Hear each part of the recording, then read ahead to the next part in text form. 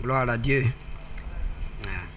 Nous rendons grâce au Seigneur de l'occasion qu'il nous donne d'être là et à nouveau de partager la parole avec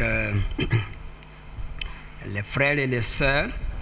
Et merci de ce que le Seigneur nous accorde cette faveur-là. Je voudrais remercier le pasteur principal qui a donné cette occasion pour que nous puissions terminer ce que nous avons commencé le dimanche dernier. Cette réflexion sur la dîme. Nous allons lire un des deux textes de base que nous avons lus la fois dernière, le livre du Lévitique au chapitre 27, Lévitique 27, et le verset, à partir du verset 30 jusqu'au verset 34. Toute dîme de la terre, soit des récoltes de la terre, soit du fruit des arbres, appartient à l'Éternel.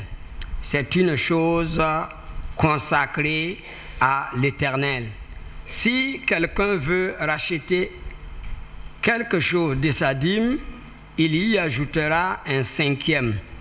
Toute dîme de gros et de menu bétail, de tout ce qui passe sous la houlette, sera une dîme consacrée à l'Éternel. On n'examinera point si l'animal est bon ou mauvais, et l'on ne fera point d'échange. Si l'on remplace un animal par un autre, ils seront l'un et l'autre choses saintes et ne pourront être rachetés. Tels sont les commandements que l'Éternel donna à Moïse pour les enfants d'Israël sur le mont Sinaï. Amen. Nous avions dit que la dîme c'était la 10e partie et appliqué au contexte biblique, ça veut dire la 10e partie du revenu ou du butin que l'on consacrait à Dieu. La dîme n'est pas une institution de la loi, c'est-à-dire elle ne prend pas ses origines dans la loi, mais elle a précédé de loin la loi. Parce qu'il y en a qui pensent que la dîme c'est la loi et que comme c'est la loi, nous ne sommes plus dans la loi, nous sommes entrés dans la période de la grâce, on n'est plus tenu de faire cela. Voilà pourquoi nous l'avons relevé la fois dernière, que Abraham a donné la dîme à Melchisédek et Jacob, lui aussi, en route pour la Mésopotamie, a promis la dîme, sa dîme à l'Éternel Dieu. Donc nous avions aussi dit que dans le fond, la dîme était un témoignage de reconnaissance du fait que tout ce que nous avons là vient de Dieu. Dieu est le Père de tout ce que nous avons. Il est l'originateur, c'est lui également le réalisateur de tout ce que nous avons. À tel point que quand on lui donne 1/10 de ce qu'il nous a donné, nous lui témoignons simplement notre reconnaissance pour ce qu'il a fait pour nous. La fois dernière aussi, nous avons dit que si la dîme a été élevée en loi, c'était pour prévenir le peuple de Dieu, Israël, contre toute cupidité et toute ingratitude à l'endroit de l'Éternel. Et c'était aussi, cette fois-ci de manière positive, pour les entraîner à la générosité, à la largesse, à l'endroit de Dieu. Pour ce qui est d'Israël, ceux qui ont lu savent que ce n'était pas seulement la dîme qui était sollicitée par Dieu, qui était demandée par Dieu. Il y avait les prémices, il y avait toutes sortes de sacrifices des sacrifices occasionnels, des sacrifices perpétuels, en tout cas qui étaient fixés, mais en tout cas, il y avait toute une gamme de conditions qui ont été créées par Dieu pour que les enfants d'Israël lui apportent quelque chose de ce que lui, le donateur de tout, leur a donné premièrement. Donc, nous allons continuer pour dire que, pour donner un peu la finalité de la dîme, bien sûr, et la fois dernière, nous l'avons relevé rapidement, que la dîme n'était pas envoyée au ciel par colis ou de quelque manière que ce soit. Mais cette dîme-là restait sur la terre.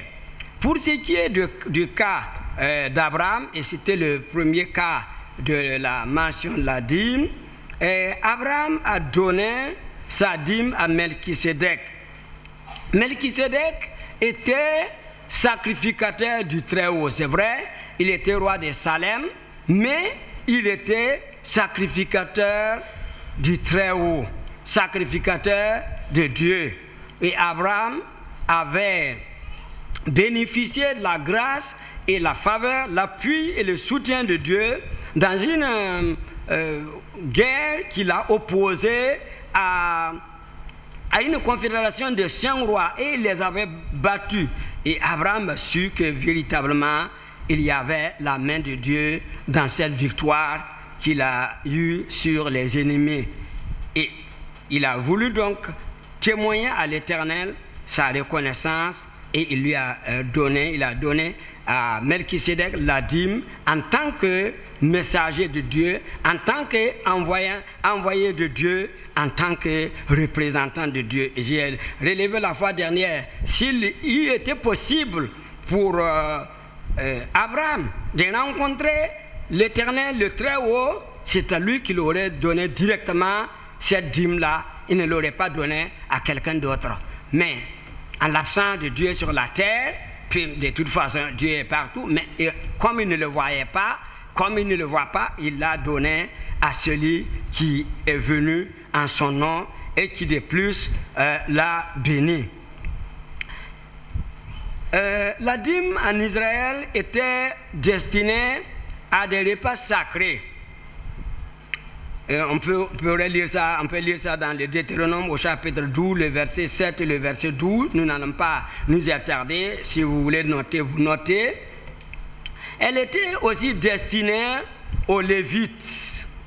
Là, on peut le lire aussi dans le livre de Nombres au chapitre 18 et le verset 21. Pourquoi la dîme était donnée aux Lévites? Pourquoi Dieu avait-il commandé que les enfants d'Israël versent leur dîme, donnent leur dîme aux sacrificateurs? C'était en compensation d'un travail que Dieu a imposé ou a commandé aux Lévites de faire. Donc, le service du sanctuaire, le service de la maison de Dieu, parce qu'il y avait le tabernacle qui a été dressé, et le tabernacle était la maison de Dieu. C'était un lieu de rencontre entre Dieu et son peuple, et ceux qui officiaient dans cette maison-là et qui s'occupaient des différents dons, qui s'occupaient des sacrifices, c'était les Lévites. Et en compensation ou en récompense ou comme salaire de ce qu'ils faisaient dans le sanctuaire, Dieu a demandé que les dîmes leur soient données. De même qu'une grande partie des différents sacrifices qui étaient offerts sur l'autel. Et parce que justement en prévision aussi du travail des Lévites, Dieu avait donné des précisions, des directives très précises à Josué, afin que dans la distribution du territoire, on ne donne pas de part en tant que tel aux Lévites. Ils avaient juste une portion de terre où ils pouvaient s'habiter, et puis bon, pour leurs animaux, mais ils n'avaient pas reçu de vastes territoires sur lesquels ils pouvaient cultiver, faire des vergers. Alors, et Dieu avait dit, moi l'Éternel, je suis la part, je suis la portion des Lévites. Voilà pourquoi les enfants d'Israël avaient le devoir, ont reçu de Dieu des instructions très précises pour donner la dîme de leur revenu, la dîme de la terre, la dîme de leur élevage, la dîme des arbres aux Lévites. Et les Lévites, à leur tour, devaient donner leur dîme aux sacrificateurs. Et ça aussi, on peut le lire dans le livre des Nombres au chapitre 18 et le verset 26 et 27. Donc, la dîme de la dîme était prélevée par les sacrificateurs et par les Lévites et donnée aux sacrificateurs. La dîme aussi était destinée à l'aide des pauvres, des orphelins, des veuves et des étrangers. Ces personnes-là aussi avaient part à la dîme. On peut le voir dans les livres du Deutéronome au chapitre 14, les versets 28 et 29. Maintenant, pourquoi la dîme aujourd'hui? Pourquoi devrait-on parler de la dîme aujourd'hui? Pourquoi devrait-on insister sur la dîme aujourd'hui? Pourquoi la dîme devrait-elle faire l'objet d'une réflexion biblique, d'une étude biblique? La dîme, aujourd'hui, aide à financer et à faire progresser l'œuvre de Dieu. Elle permet de soutenir les pasteurs, elle permet d'aider aussi les personnes dans le besoin, les veuves, les orphelins, les nécessités, et elle permet de soutenir l'œuvre missionnaire et d'autres aspects matériels de l'œuvre du Seigneur, tels la construction d'infrastructures. Et l'œuvre de Dieu ne peut pas progresser, elle ne peut pas avancer sans la contribution du peuple de Dieu, des enfants de Dieu. Je voudrais rappeler ce que j'ai dit la fois dernière. La dîme que Dieu demandait, il ne la demandait pas aux Égyptiens, il ne la demandait pas aux Syriens, aux Phéniciens ou aux Philistins. Il la demande à son peuple, ce peuple même qu'il a racheté, qu'il a pris en charge, à qui il a promis d'envoyer sa bénédiction, d'envoyer sa richesse. Donc c'est véritablement ce peuple de Dieu, le peuple dont Dieu a pris la charge là, c'est ce peuple-là, c'est à ce peuple que Dieu a demandé. Donc de la même manière, aujourd'hui, la dîme à l'église va être demandée aux enfants de Dieu. Donc ça concerne les enfants de Dieu qui eux aussi ont pour souci l'avancement du règne de Dieu, qui sont conscients des liens très étroits qui les lient à Dieu le Père et à son œuvre, qui se sentent responsables de la progression, de l'avancement du règne de Dieu. C'est à ces personnes-là que l'on donne la dîme. Si quelqu'un ne se sentait pas concerné par le royaume de Dieu, il n'y a pas de problème. Je crois qu'on en viendra à un autre aspect. Mais tous ceux qui sont concernés par le progrès et l'avancement du règne de Dieu, alors doivent se sentir en devoir de verser également leur dîme.